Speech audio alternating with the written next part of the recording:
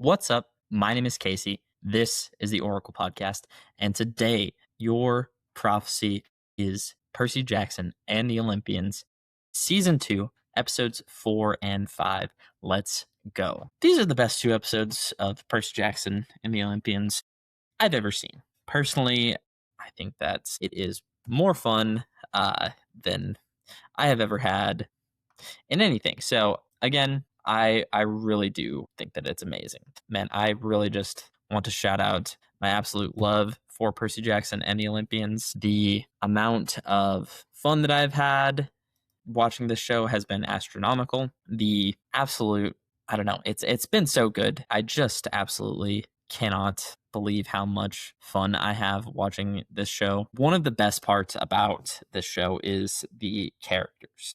They are doing an absolute justice to the characters of Percy, Annabeth, and Clarice. I do think that some of the best parts of these episodes are the character interactions, like Percy perfectly distracting Clarice, whether that was planned or not with Annabeth. Percy got right on board with it, and Annabeth took full advantage in the fourth episode, where and Annabeth, like very wisely, is like, "Hey, listen, I'm a strategist."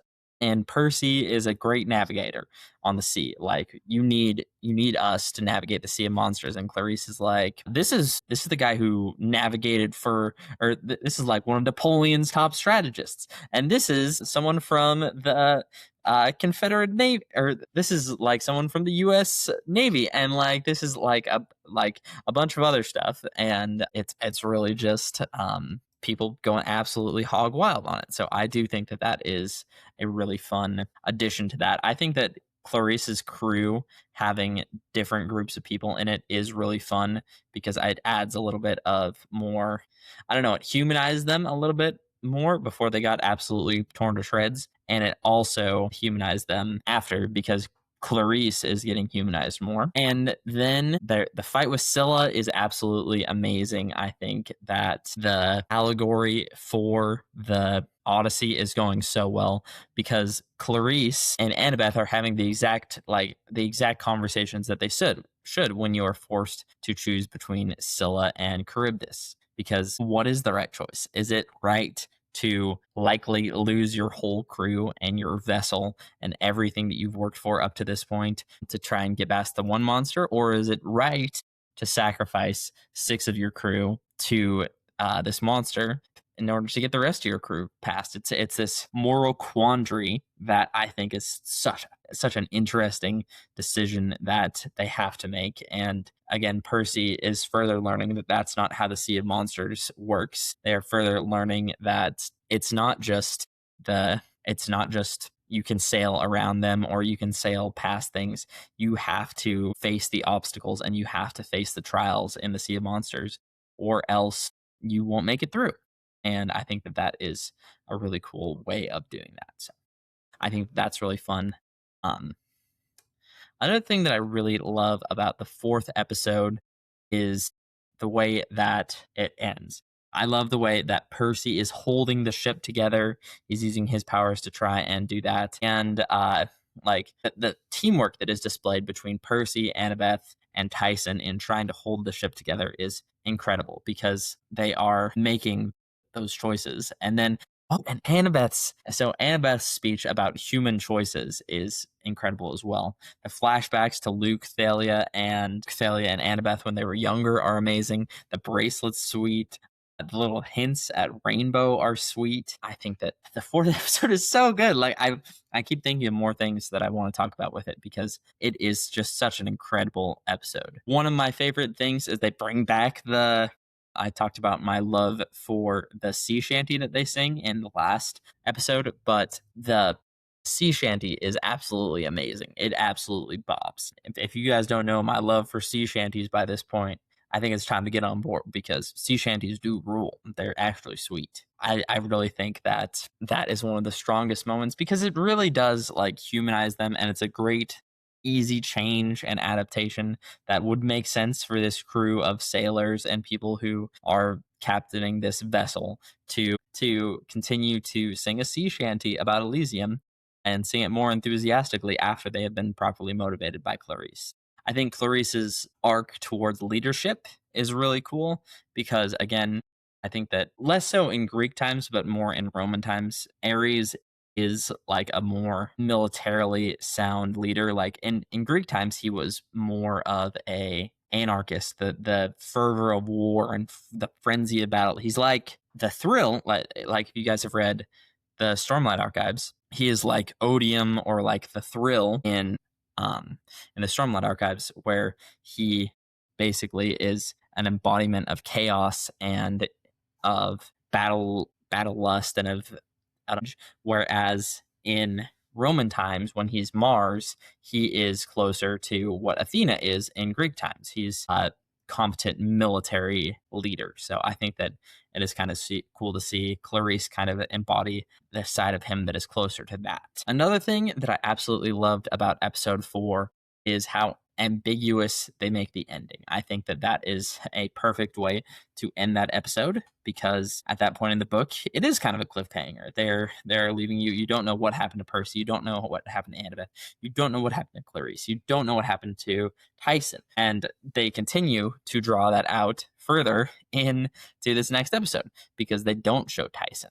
And spoilers for anyone who has not read the books, which, again, blanket spoiler warning for this whole episode. If you haven't read the Percy Jackson Heroes of Olympus or Trials of Apollo books, then be sure to be cautious of this stream, because I am going to probably spoil some stuff, and I am going to probably spoil a few things that I probably shouldn't, but I just love this series so much. So I'm going to try to talk around spoilers as much as I can, but I probably will not do it perfectly. So spoiler warning on that. But no one is sure if Tyson made it out even after the end of the next episode. We don't see any glimpses of Tyson. Percy especially doesn't know if Tyson made it through.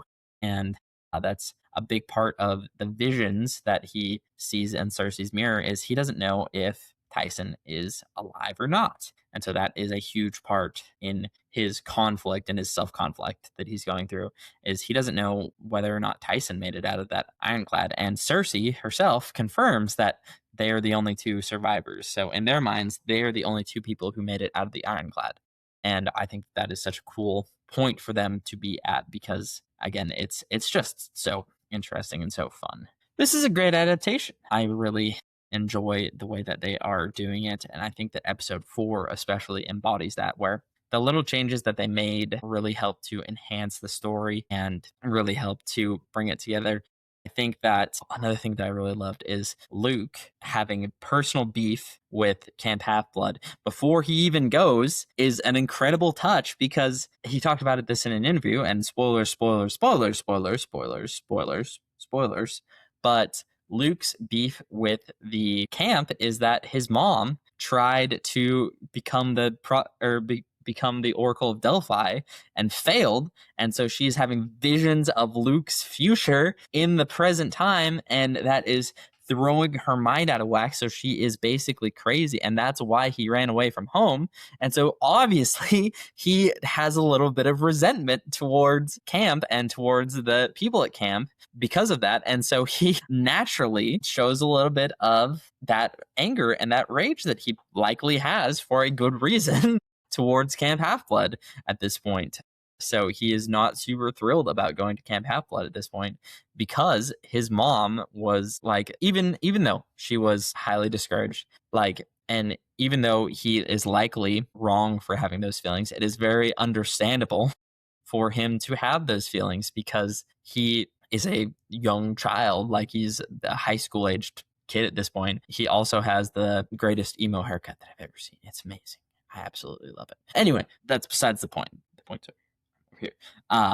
Naturally, the thing about it is that I think that Luke is very reasonable for having this kind of animosity towards camp, because he really has been done a serious wrong, in his mind at least, by camp, because they are partially responsible for driving his mom crazy and showing her visions of his future. So again, that is very interesting. And then we get to see a little bit of the Cyclops. Cyclopses abduct Annabeth, and Thalia come in and absolutely save the day. So I think that is incredible. I think that is just I mean, Thalia is so epic.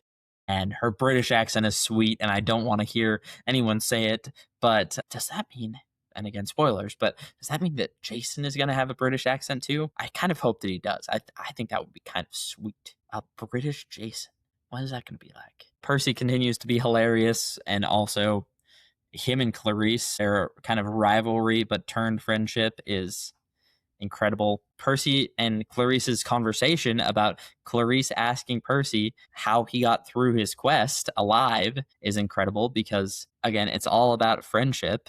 And like Clarice saying, hey, my dad gave me a ship and a crew. I don't need friends. That's incredibly sad. But again, that's all Clarice. Like, that's 100% Clarice's MO. So I think that that's incredible. Clarice is incredible. Like, I really enjoy the direction that they've gone with Clarice. I initially was a little bit reluctant to enjoy her character just because of the way that she is portrayed in the books, and it's different to what is in the TV show. I think that that is potentially what some people are having a hang up on.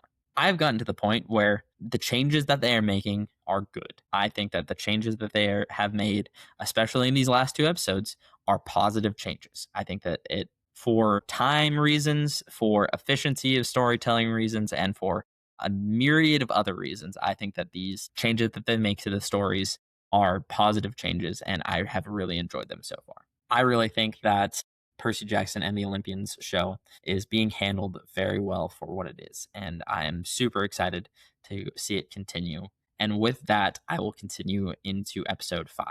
We're over the halfway point in the show. And so, like, episode 5 rules. Episode 5 rules so hard. Percy and Annabeth wake up in Cersei's day spa and resort. And again, we meet Hilla. That's amazing. I'm pretty sure we get a glimpse of Reyna at one point. She's kind of skirting around the edge. I can't 100% confirm that, but I'm pretty sure of that. And I just absolutely adore these scenes. I love that we get to see Hilla and that she is named by name. Like, they went out of their way. They're like, hey, you wanted her? You got her. Hilla is incredible.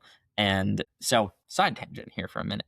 But one of my biggest pitches is that Disney Plus has the rights, right? They own the rights to adapt Rick Riordan stuff. And I think that Rick Riordan would be on board for a few more adaptations of his property into shows or movies or whatever. I've talked about one before, but I'm going to talk about the second one right now. I would love to see an adaptation of Reyna and Hilla's rise to the top of their respective organizations. I would love to see Hilla rise the ranks of the Amazons and become their leader, and I would love to see Reyna grow up in Camp Jupiter and see her become the legendary prider that she is by the time that we meet her. Because by the time that we meet her, she is already a lot of the way through her arc, and I would like to see her start to grow and start to become a powerful member in the Legion, see her work her way up through it by the time that we re-meet him after the Lost Hero arc. I'm being incredibly optimistic here. I don't know if the Heroes of Olympus series is ever going to get adapted, but if Percy Jackson and the Olympians continues to be this good, it probably will. So I'm just hoping that they can maintain this type of quality and this retention time, because you're going to get people who are not just Percy Jackson fans to watch this show if you continue to make it this good. So there's that. But Percy Jackson and the Olympians is really, really good. And I want them to continue to make spinoffs. So the spinoff that I am encouraging now is a show following Reyna and Hilla as they rise the respective ranks. But again, that's another side tangent. My other one I really think is the best idea that I've ever had, and that is for Disney Plus to do an adaptation where the Hunters of Artemis are followed throughout eras of time, because they're immortal unless they are killed in battle or something like that. They are immortal. So you could follow them through the eras of time, all the way from the Titan War all the way up through modern times. So you could do a season, like, and in each season they're hunting a different great mythological beast, and that's kind of like the back burner story. But in the meantime, you're dealing with these different characters, and you're adding characters, and you're losing characters the whole way. And like in the first season, you could have them deal with Orion. In the second season, you could have them meet other people. Like you could do this whole overarching long story where it's an ensemble cast and people come in, people go out, but you can meet characters that are introduced in the Heroes of Olympus series, which I'm not going to talk fully about, mostly because I can't remember one gal's name. Anyway, you could meet those characters. You could meet characters from the medieval times, like and you could have the Hunters of Artemis fighting a draken in medieval times. You could have them going through like the 1920s, the 1930s. You could have them fight on like in the Revolutionary Wars. You could see them go from where the seat of power is in Rome or in Greece to Rome to uh to um to Britain to Germany to like have it bounce all over, and you follow the Hunters of Artemis as they are going on adventures in each one of these places and eventually end up in America and do the whole thing. Like, I think that would be so incredible to follow. I think that would be amazing. But I want to hear what you guys think about that too. So tell me what you think about that idea and those two ideas for spin-off shows. But I've done enough rambling. Let's talk about the episode that we're here to talk about in Percy Jackson and the Olympians, Season 2, Episode 5. Cersei is perfect. I love how they have continued to make her into a sympathetic character. They continue to make the monsters and the antagonists more sympathetic in this show because they aren't just blundering, bloodthirsty monsters. They are these sympathetic characters, which is more true to the mythology and makes for more compelling TV and movies when your villains aren't just bloodthirsty monsters. They have compelling reasons. So Cersei is this incredibly lonely woman who continues to be abandoned by the people in her life and the people who come to visit her on her island. It's giving her more of a Calypso type of vibe, which again, we'll get to that at some point. I'm so excited to get to like the third and fourth seasons of this show. The fourth season is going to absolutely rock so hard, but again, can't get into that. Can't get into that yet. Percy Jackson and the Olympians is so good. You guys need to watch it if you haven't been watching it. It's so good. Besides, I'm getting off topic once again.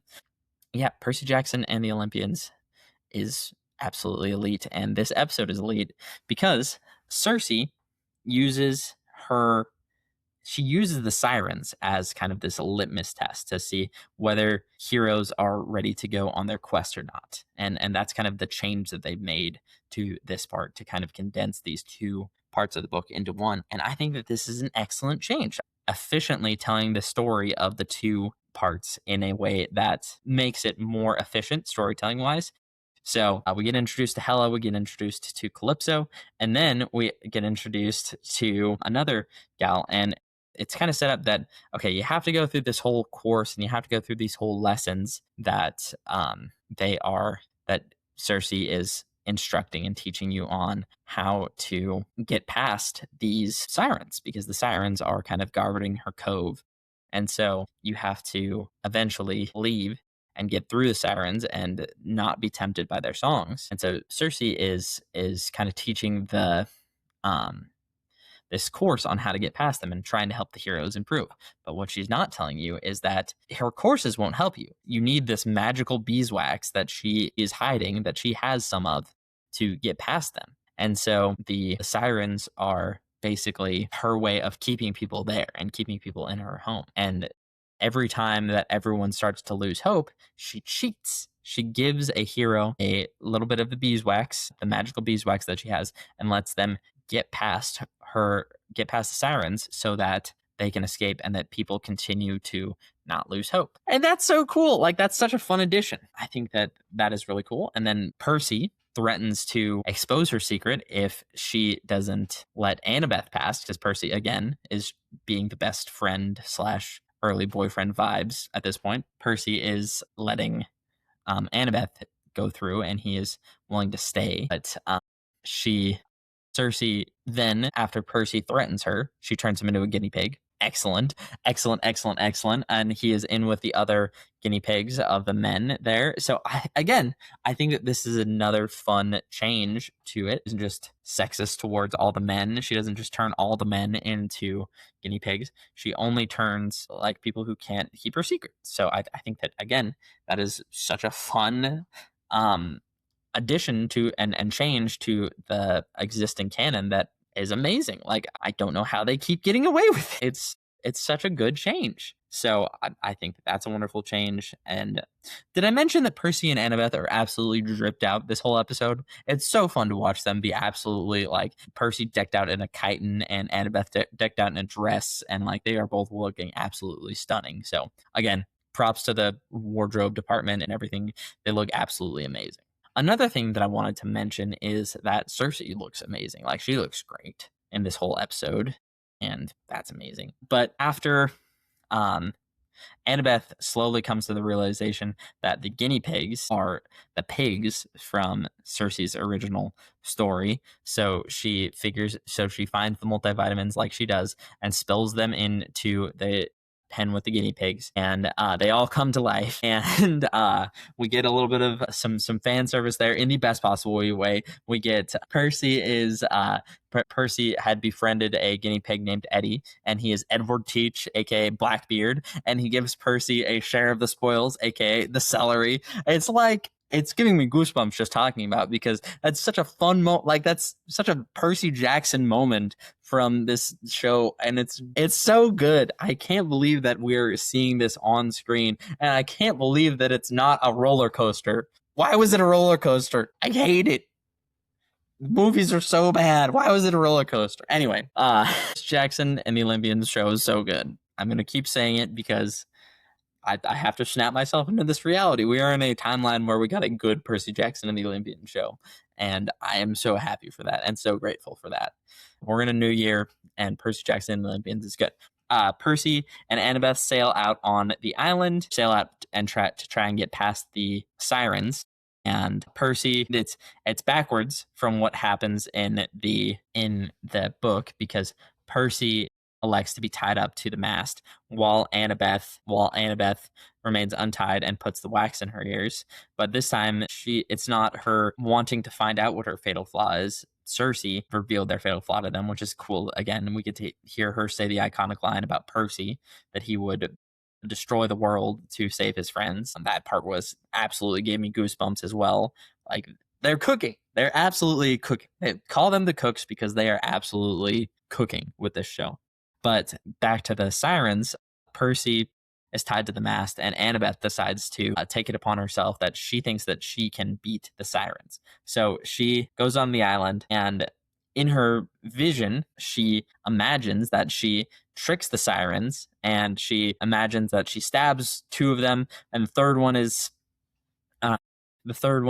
still alive and like attacks her, but Athena comes down and saves her at the last moment. The double twist here is that it isn't Athena coming down and saving her. It is a vision within a vision. The Sirens conjured up this whole illusion to make it seem like she had defeated the two, but really she hadn't defeated any of them, and this was all a part of the vision in the first place. So it was playing into her pride and her arrogance that she thought that she could defeat them, and she only gets saved because Percy, when he sees Annabeth, the only thing that could possibly make him not care about what the Sirens were saying, he was able to save her and pull her back onto the ship. And they were able to sail out, and they see Polyphemus' island off in the distance, and that's how they end the episode.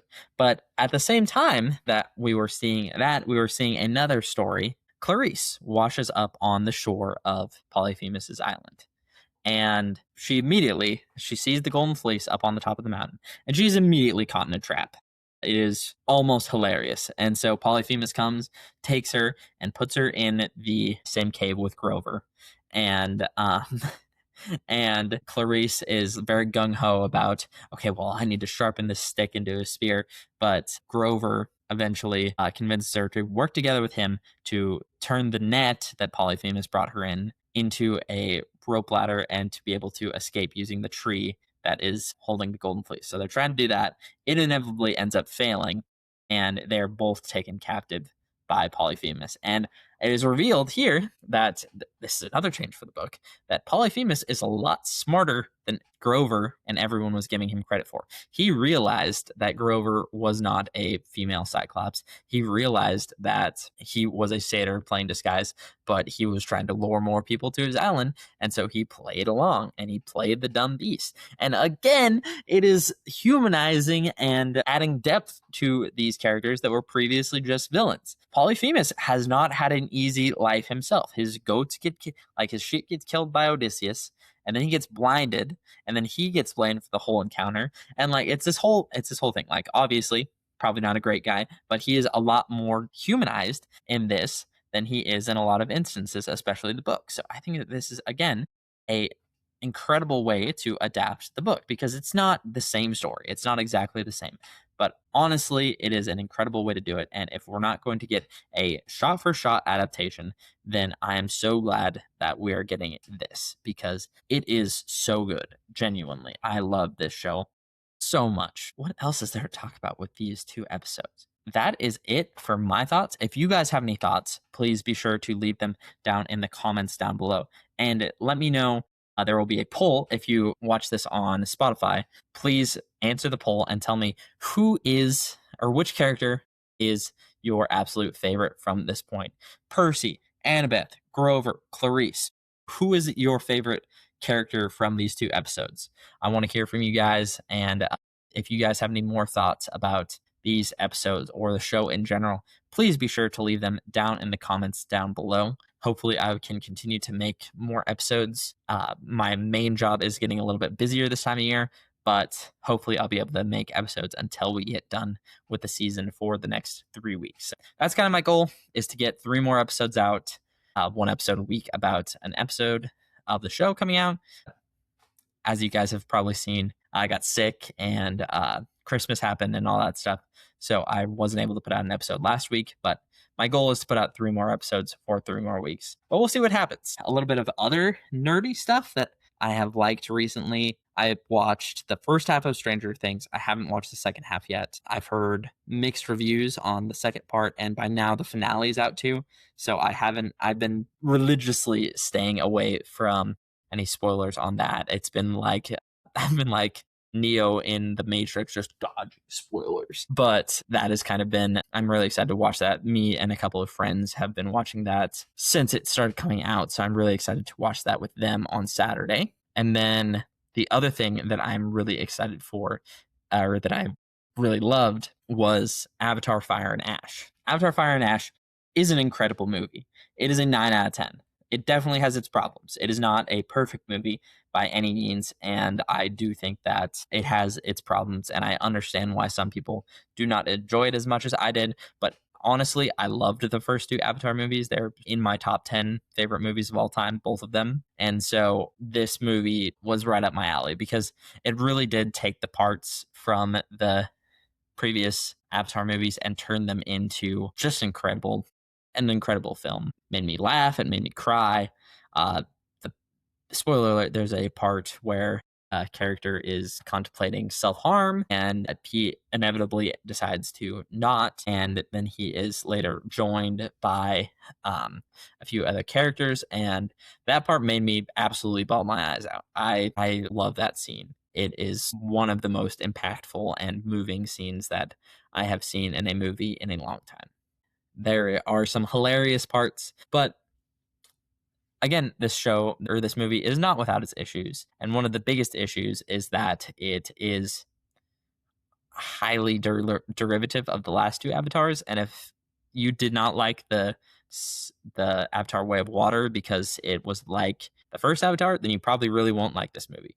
But I really enjoyed it. I think that there were enough differences and there was enough changes to make it a very incredible spectacle. Like, it was a spectacle like no other. Watching this in 3D or in IMAX is a must because it's just amazing. Like, James Cameron is a master at his craft. He has made 3 of the highest grossing movies of all time, and it's clear why, because these are spectacles. Like, this is the most beautiful world that I have ever seen, besides our own. Like, our world is incredibly beautiful, but Pandora is incredible. the people there, the places, like the Navi people are amazing. The Metcaina are amazing. The whales, like all of it, it's just so beautiful. There's a scene in this movie where, actually, I'm not going to spoil it, but there there is a scene with a certain flying creature and fire behind that flying creature, and I want a poster of that on my wall. Like I just want that because it is such incredible film. Like the filmmaking is incredible, but it is also, the story is wonderful. There are parts of this that are just absolutely beautiful. The so, some of the complexity of the story is so cool, with Neytiri's arc, with Jake's arc, with like their whole family is so fun to watch, and it's so fun to watch them grow and continue to adapt and evolve into better characters and more fun characters. I just absolutely love watching their whole family. I think that it is so fun. Anyway, thank you guys for staying around and listening to me yap about Avatar and about Percy Jackson and the Olympians. I'm going to continue to do this, and I love you guys so much. It has been such a wonderful year. 2025 was amazing. I'm starting to lose my voice again. I'm just working back into it after completely losing my voice with being sick. So I'm going to probably end the podcast here, but thank you guys so much for listening. You guys are the best community on the internet, and I am so grateful that I have made so many new friends through this podcast and that I have got to meet some amazing people. 2026 is going to be even bigger. So be sure to like if you like the video. Be sure to leave us a rating on Spotify. Be sure to follow us on all of our social media pages at the Oracle Podcast. You guys are absolutely amazing. Be sure to leave a comment and tell me what you think. It really helps out. And you guys are the best. And that has been your prophecy.